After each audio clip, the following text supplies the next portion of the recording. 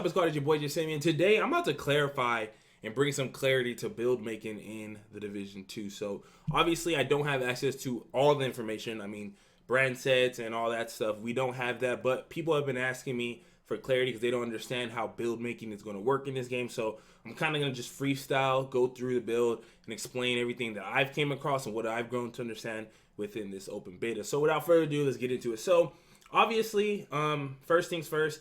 One big thing that's going to be a factor in build making this time around is going to be weapon talents, because there are going to be weapon talents that we've seen obviously by playing the end game that are effective even when you're not using your weapon, so you can add those on. Now, at first we didn't know exactly how those work, but you can see by having a purple weapon, you can see right here where it says under the extra, you see I have my regular talent, which is extra, and then under that it says I have a talent that has a requirement. It's kind of like a gear set in a way. Now, this, I don't know if this is going to be changed when you get a high end or if you get an exotic weapon, but as of right now, from what we see, you need requirements in order to unlock special talents. It's no more having 5,000 firearms and whatever. Now it's going to be a certain amount of whatever you want to call this symbol. So what I learned at first, I was like, okay, I didn't read it. I just said, let me just get 5 or higher. But it literally says 5 or less. So you can have anything between 1 and 5, and it will unlock this talent. Now, where do you find this talent? A lot of people didn't even pay attention. As you can see on your gear, you have attributes, and you can see right here on the attributes where it says damage to elites, you can see the same symbol that is right here on this optimist talent. So if you were to get one of those, so 1 damage to elite counts as 1. You can see on this mask by itself, I have a critical hit chance that also has the same exact icon. So you can see right here, because of that, I mean, I have 6 out of 5, but if I were to change this, like let's say to one that doesn't have it. So you see right here, this mask has a little battery, which is electronics, and the little shield, which is something to do with health. If I put this on, my gun requirement should activate and it should go down to 4. As you can see, it did. Right here, I'm at 4 out of 5, which unlocks a talent on a weapon. Now, are we gonna be able to roll for these? I don't know exactly if that's going to be the case. I don't know if when you're, well, I mean, if we're going to be recalibrating, I would assume you can't change the actual Living Ware's ability. So this will be re-rollable if there is a recalibration station for this. So don't worry, like if you pick a piece of gear, you won't be able to do it. I think that's how it's going to work. I'm not sure if the rolls are going to be within that icon. So like, let's say I have cooldown reduction. Let's say if I try to recalibrate that slot, it can only be the electronic ones.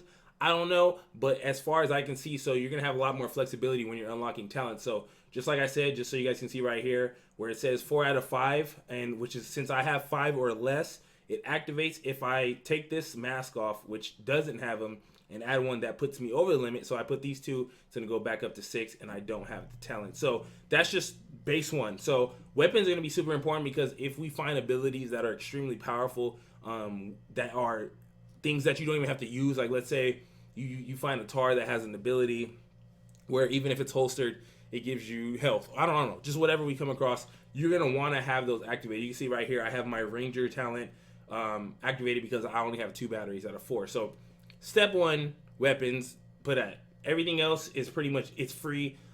Just like high-end weapons, you get a free talent anyways that takes no requirement ever. So no matter what gear set you have on, or no matter what brand set or whatever you have, you're always going to have one talent that's always active, so you don't have to worry about flexing your build around that. Just the one that says required. I don't know if the other guns, I didn't even pay attention. I might go back and look. Maybe there's going to be some weapons that have all these kind of talents. We don't know, but as of right now, that's how you activate your weapon talent. So people who've been asking, there it is. There's 3 icons. You can see right here, there's I'll call it like the 4-leaf clover, the little battery, and then the shield right here. You can see with bonus armor. So that's that. Once you add those up, depending on your gear, you'll be able to unlock those. Now, getting into brand sets and how I feel about them. So I like the diversity because there's a lot of mix-ups, right? You can either have a 2-3 piece. You can have a 1 piece, which I love the fact that the 1 pieces are all good. Like they're clear coat. You know what I'm saying? There's nothing that's you can be questioned. They're clear stats that give to you, and just having one, you can kind of like make a whole exo build, you know. And if you have 6 different pieces, you have 6 different abilities or 6 different buffs all over the place, or you can run twos, and if you like the second part of it. So you can see right here in my build particular, I might as well give you guys my build that I've been using in the beta. I have my MP5. Obviously, I don't have my Optimus with this setup, but that's because I added something else. I have my TAR. I have my 9.3R pistol, and you can see I have my close and personal because I have 5 or more. So you can either do 5 or less or 5 or more. There's certain ones that have that. So even if you go way over the certain amount of it, you'll still be able to unlock that. So I have a Wyvern wear because I want SMG damage.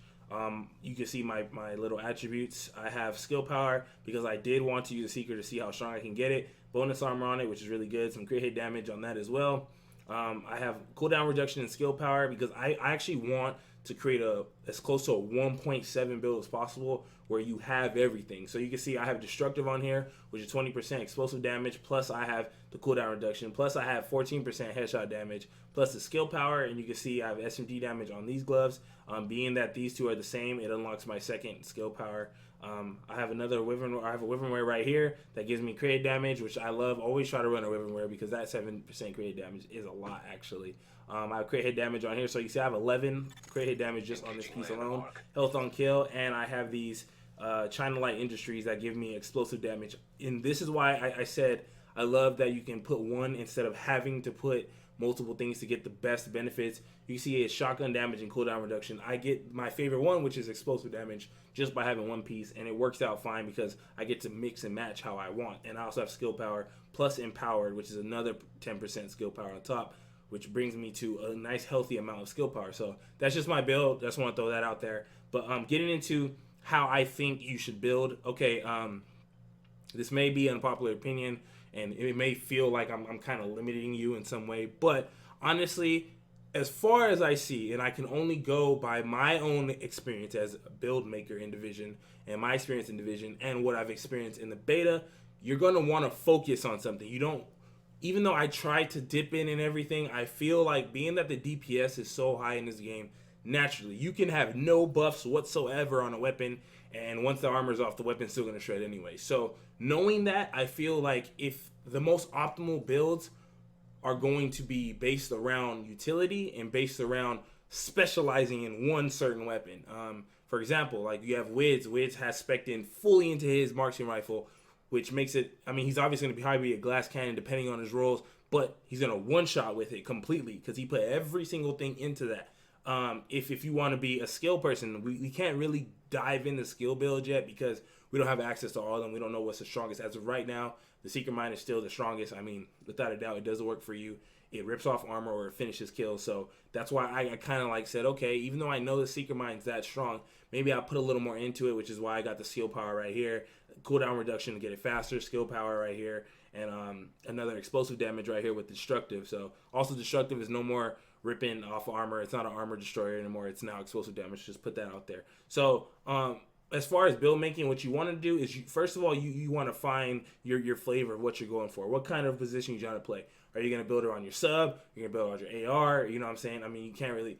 Maybe you can make a pistol build. I haven't got a chance to. I know that they're pretty strong, but we'll save that for later. So as of right now, everybody's probably going after the CTAR right now.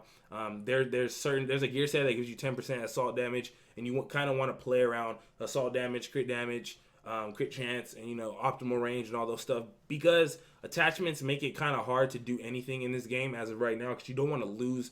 Like you see right here, like your optimal range, you use crit hit damage, or you lose crit hit chance, or you gain headshot damage, but you can't use it because you're using the scope. So there's a lot of things that attachments are. I don't know if they're going to change, but there's going to be a lot of obvious attachments that people are going to use when they're build making. Like you see reflex sight, like I give up a little accuracy for crit damage. It's probably what I'm going to do, and kind of hope that I land more bullets than I should. But yeah, so back to going into how builds going to work. Skills we can't speak on. I just can't. I mean, I want to, because you guys know it's Skill Build Nation. That's how my channel popped off. I can't wait to do it, but as of right now, today, I cannot. But I can tell you, if you want to optimize your gear, as far as choices, make sure in your head you don't try to do too many things at once, because then you end up being good at nothing. Like, you want to be jack of all trades, and I feel you kind of can, but how I've seen people play and how I felt how pressure is, you kind of want to focus on something and play your position around that. And being that this game is extremely low time to kill, as far as we know, we don't know if it changes level 30. We haven't played in-game PvP. But as of right now, from what I see, it seems like if you don't play your position smart based off of what you buffs you have, you're gonna have a trouble. So like if you're full skill build, I know you want to be in the battle, but you want to stay back because if you're squishy, unless you got bonus armor or something, it's gonna be a problem. If you spec all into your sub, because there are certain gear sets that only obviously like this gear set will be useless for my tar right now unless I put in 2-piece, but it's still no point in me running a tar as a main if I have this Solikov set. So the Solikov sets are based off specializing in whatever weapon you're choosing, and I like that because that gives people playstyles. You can't just put on one gear set and it does everything. Like for example, we had in Division 1 where Alpha Bridge helped everything, so it's like put it on, you get a benefit no matter what you're running. Or you had Pred where you get you assault rifle and sub, so you get help with both. In this one, and in this form of build making, you are picking your role and you're sticking to it. And it's not that your other guns will suck, it's just they're not going to be nowhere near competing. Like let's say I'm a sub main and I'm using Solikov set and I'm getting my SMG damage, but I'm trying to use my tar against a person who has a gear set built around his AR. You're going to get shredded in his realm. If you try to do long range, it's not going to work out the same way. So that's just putting it out there. I'm just being as blunt as possible. It's clear. If you want to make builds in this game, you want to specialize, you want to focus, you want to get your builds down how you want it, right? Whatever gear set you choose combination, but make sure it's built around your main weapon, and then you push on. Then maybe if you have room to play around, like let's say, for example, like I don't have to have an explosive damage right here. If let's say I want to use my tar, I don't think I have the one that gives you assault. Okay, I don't. I forgot what it was, but let's say I have knee pads that give me that 10% assault rifle damage. I could put it on and kind of have both, but realistically, we want to focus on your main weapon. And even if you dual wield it, you want to run 2, that'll help too. But try to focus, try to stay clear. Don't try to do everything at once, because as of right now, we don't know that. Now, when the gear sets, or whenever, like I heard there's a new one called Patriot, and I saw some of the buffs, that can change, right? That can probably change the whole spectrum, but I'm pretty sure we're still going to be able to have these as high ends, and they're still options.